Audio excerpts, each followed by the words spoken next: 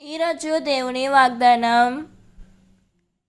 ఆ సమయమున యేసు ఇట్లనెను, పరలోకమునకు భూలోకమునకు అధిపతి అయిన తండ్రి, విఘ్నులకు వివేకవంతులకు వీటిని మరుగుపరచి పసిబిడ్డలకు బయలుపరచితిమి కనుక నిన్ను స్తుతించుచున్నాను.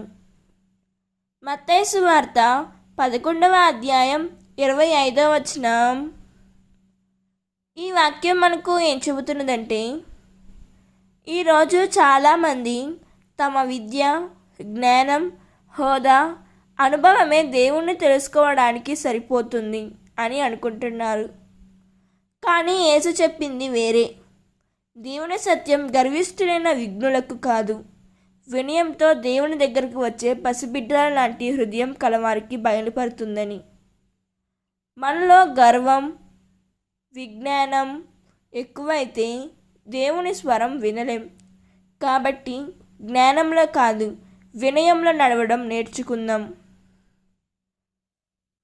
దేవుడు ఈ వాక్యం వింటున్న ప్రతి ఒక్కరిని దీవించునుగాక. ప్రార్థన. ప్రియమైన పరలోక తండ్రి, బయలుపరిచే సత్యాన్ని గ్రహించే వినయమైన హృదయాన్ని నాకు అనుగ్రహించుము. ప్రభువా, నా గర్వాన్ని, అహంకారాన్ని తొలగించి పసిబిడ్డల వలె నిన్ను నమ్మే విశ్వాసాన్ని ప్రసాదించుము తండ్రి. నీ చిత్తాన్ని అర్థం చేసుకొని దాని ప్రకారం జీవించే కృపను నాకు దయచేయము యేసయ్యా. ఆమేన్. God bless you.